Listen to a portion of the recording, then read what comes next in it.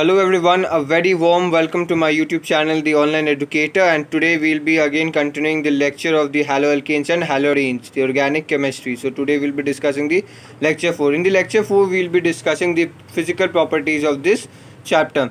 We have our 4 points: the melting point, boiling point, density and the solubility. Now we'll be discussing the melting point. Melting point is the thing that a solid phase or a solid state is changed to a liquid state. Okay, a solid changes into liquid and we melt, right? So we melt. So it's a concept that if it is a symmetrical arrangement of the compound, then we see that it is tough to melt. If it's a symmetrical arrangement of the compound, symmetrical arrangement of the compound, then it is tough to break, and if it's an unsymmetrical arrangement, then it is easy to melt. Now we come to a point: the para isomer and the ortho isomer. There is two compounds. This is dichlorobenzene. Okay, here we'll be seeing that in the para position, the para isomer, it has a symmetrical arrangement. It has a symmetrical arrangement. Look, if we will see it, it has a symmetrical arrangement, right? And in the ortho isomer we don't get a symmetrical arrangement. It's an unsymmetrical arrangement and we get a poor lattice, and poor lattice, it's easy to break, and when it's easy to break, then we have less boiling point as compared to the para positions boiling point. See, the para position isomers, sorry, the melting point, the para isomers melting point is more than the ortho isomers. Okay, now we compare the so now we'll be seeing the melting position, melting point, we'll be comparing. Okay, so I just tell you the result now, then I'll be explaining you why it is such. So the melting point, the more melting point as we discussed here, is the most melting point is the para positions, then it's of ortho position, and then it's the meta position. We can also remember as that the melting point is POM. Alright, the para, ortho and the meta positions. Here we took the para position, ortho position and the meta position. Okay, and here we get the stability order and the melting point as that. We know that the para position is very much stable. Okay, it is very much stable. We discussed in the Markovnikov product that the para position, the para products are major product. Why? Because it is stable.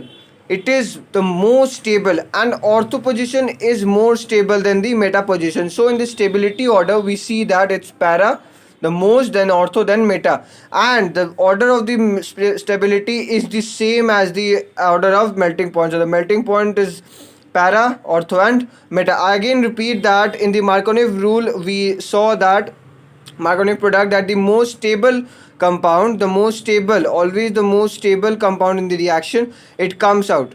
Alright, we get the major product. Alright, so we know that para is the most stable, more is the melting point, because here we get a symmetrical arrangement. Now we come to our point, the boiling point. Okay, now we come to our point, the boiling point. Okay, the boiling point. Now we know that in the boiling point, liquid phase changes into gas phase, right? Liquid phase changes into gas phase, and boiling point is directly proportional to the attraction force between the molecules. Boiling point is directly proportional to the attraction force between the molecules, the attraction. Okay, like we, this is the compound, so the attraction of these two, this is directly proportional to the boiling point. More the attraction, more is the boiling point. Okay, more the attraction, more the boiling point, less the attraction, less the boiling point. Okay, now we compare the boiling point of hydrocarbon and the alkali halide. In class 11 we had been studying about hydrocarbons, and in entering class 12 we saw the first chapter is haloalkanes and haloarenes, and we get the alkali halides. More we go forward to the next chapters like alcohol and aldehyde, ketones and carboxylic acid, then we'll be comparing all them. But for now we'll be comparing only what we have studied till now. So hydrocarbon and the alkali halides. In hydrocarbons we have seen that there is simple C bond, and ऐसा बोला जाता है कि किसी अगर किसी का कोई नहीं तो उसका वैन डर वाल फोर्सेस होता है. So the carbon carbon interaction is called van der Waal forces. So in hydrocarbons we only see van der Waal forces between the molecules, okay, the CC bond. In alkali halides, we see a dipole-dipole interaction, right? Why dipole-dipole interaction? Look, the electronegativity. Okay, we'll come here. So alkali halides, we see that we have van der Waals forces of CC bond, right? And the dipole-dipole interaction of the CX bond. Alright, so we have in hydrocarbons we only had CC bond van der Waals forces. Here we have CC bond van der Waals forces and CX dipole-dipole interaction. We had discussed in lecture 1 the nature of the CX bond, which is a, if we see that there is a dipole interaction, okay, you can go to lecture 1 and you can watch it, then you will be understanding the CX bond. I have explained in a very nice way there. So again I repeat those points here. So in the CX bond, the electronegativity, the En indicates electronegativity. The electronegativity of carbon is less than the halogen X, alright, and here carbon donates the electron and halogen accepts the electron, okay, it pulls the electron towards him. Like here it's a bond, CX bond, so this electron is attracted by the halogen and it gets a minus charge and it gets a positive because it's giving its electron there.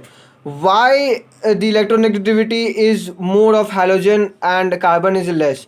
These things were all in the periodic table of class 11, sorry, in chapter number 3. But again I tell you, carbon is group 14 and halogen is of group 17. We know in periodic table when we go left to right, we see group 14, 15, 16, 17, 18. Alright, 18 is normal family, we just leave it. So the group 17 is the halogen family. Okay, so left to right the electronegativity increases, so the group 17's electronegativity is the highest. Alright, so the group 17 electronegativity is the highest as compared from group 14, because in periodic table when we go left to right, then we see there is a mass increase in the electronegativity. Okay, so here we get to know that the hydrocarbons we only have van der Waals forces, and alkali halides we get van der Waals forces and dipole-dipole interaction. I hope it was clear, these things where we saw that the CX bond, it was electronegativity difference, and why the difference was there, because in periodic table we go left to right and the electronegativity increases, and we see that in the carbon, in the CX bond, the electron is pulled over by halogen, and so it gets a negative charge and the carbon has a positive charge. So from the conclusion we get that the alkali halides has more boiling point than the hydrocarbon. Alkali halides we get both van der Waals forces and the dipole-dipole interaction, and here we only have the van der Waals forces. So the temperature required to break van der Waals forces is same as here, but we again get a new interaction which is the dipole-dipole interaction, and this interaction will need a little more temperature. Alright, it will need a little more temperature, and so the alkali halides boiling point is more than the hydrocarbons. Now we come to the point boiling point. Halogen derivative compounds has more boiling point than the parent hydrocarbon. Why? Because here we get a dipole-dipole interaction and the van der Waals forces, and here we only get the van der Waals forces. Van der Waals forces is directly proportional to the molecular weight. This means that more the carbon, more is the van der Waals forces, and more the van der Waals forces, more is the boiling point. I come to the point there. So the van der Waals forces is directly proportional to the molecular weight. What is molecular weight? If it is C2, then the molecular weight of C2, this is the molecular weight. So the molecular weight in sense that more the carbon, more is the van der Waals forces. Okay, so the more molecular weight, more van der Waals forces. Boiling point is directly proportional to van der Waals forces, and van der Waals forces is directly proportional to the molecular weight. So boiling point is directly proportional to the van der Waals forces, and boiling point is directly proportional to the molecular weight. So more the carbon present, more will be the boiling point. This is the conclusion we get. So the conclusion says that more will be the carbon present, more will be the molecular weight, and more molecular weight, more van der Waals forces, more van der Waals forces, high will be its boiling point. Now we come to the next point of boiling point.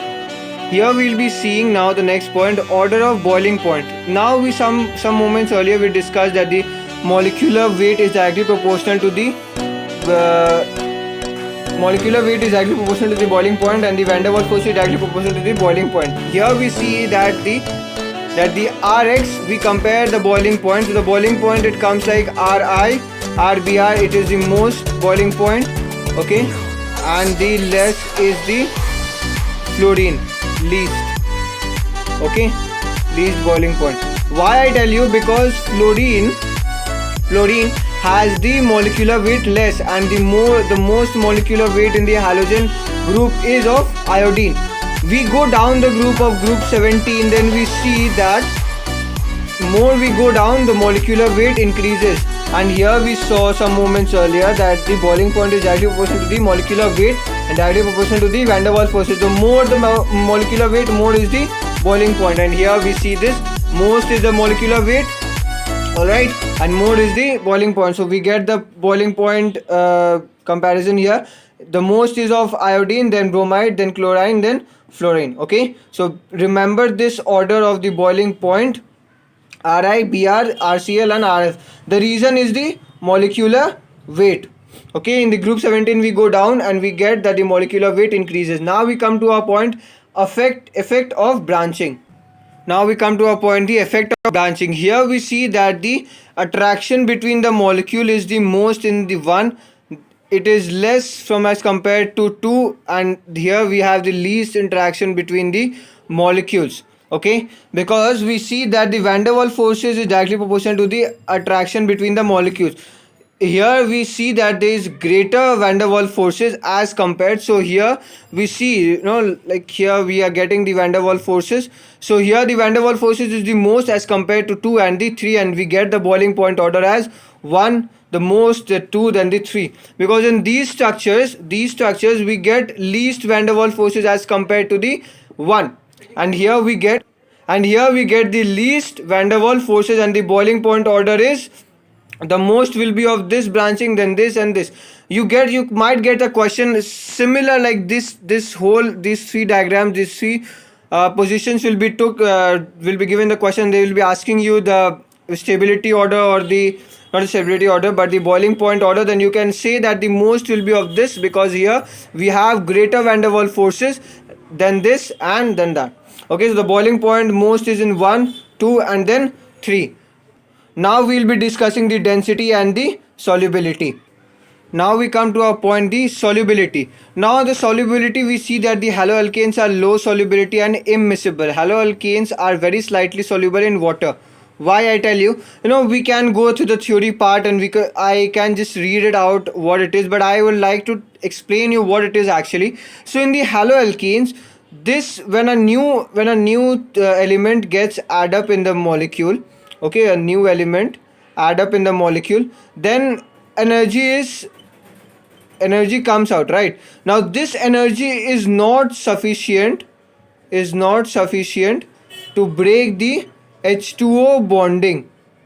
Okay, it is not sufficient to break the H2O bonding, we know this, right? So this bonding, the energy which comes out from the haloalkenes, it is the energy which is out from the haloalkenes is not that sufficient to break the water's bonding. So we see that it is low solubility and is immiscible. It is very slightly soluble in water. Why? In the theory thing it is all written in a very nice way, but I just explain you here. The haloalkenes, when a new element comes and adds up, it gives us energy. This energy is not sufficient to break the H2O bonding. Okay, and we see that the haloalkanes are very slightly soluble. Why? Because not sufficient energy is supplied, which cannot break the H2O bonding, and it is very slightly soluble. But now this is soluble in the organic solvents. Okay, it is soluble in the organic solvents because the energy which comes out, is sufficient to break this bond, and it can mix in this organic solvents. I just repeat my points. Solubility, it is very slightly soluble in water because when a new element gets add up in the haloalkanes, then the energy which comes out is not sufficient to break the H2O bonding. Okay, so it is very slightly soluble in water because it cannot break the bonding of water. But this energy is sufficient for the organic solvents, okay, for the organic solvents, and we see that the haloalkanes are soluble in organic solvents but not soluble in the H2O bonding, H2O or water. Okay, now we come to our point, density. Now we come to our point, density. Bromo-iodo and polychloro derivatives of the hydrocarbons are heavier than water. It means that the row of hydrocarbon, the row of haloalkenes, okay, the haloalkenes are more than the water, the density. Okay, I hope this, you know, it's rho. So the density of water is less. Okay, the density of water is less, and hydrocarbons are heavier than water. Okay, the bromo-iodo polychloro derivatives of hydrocarbons are heavier than water. Okay, so we get that the density of haloalkenes is more than the water. All right, and then we see that the density increases with increase in number of carbon atoms, halogen atoms, and the atomic mass of the halogen atom. It is same as we know that the density is equal to mass by volume. More the mass, more will be the density. So the density increases with the increase in number of carbon atoms, halogen atoms, and the atomic mass of the halogen atom. More will be the molecular weight, of course, the more will be the density. So normally it is the fact that the bromo, iodo, and polychloro derivatives of hydrocarbons are heavier than water. Okay, so here we complete the physical properties of this chapter, and in the next lecture I'll be covering up the chemical reactions and the chemical properties of the things. So we end up the lecture 4 here, and I thank you for watching, and stay tuned for the next lectures. Thanks for watching. And if you didn't subscribe my channel, do subscribe the channel The Online Educator, and for more such contents, do subscribe and hit the like button if it was helpful for you. Thanks for watching.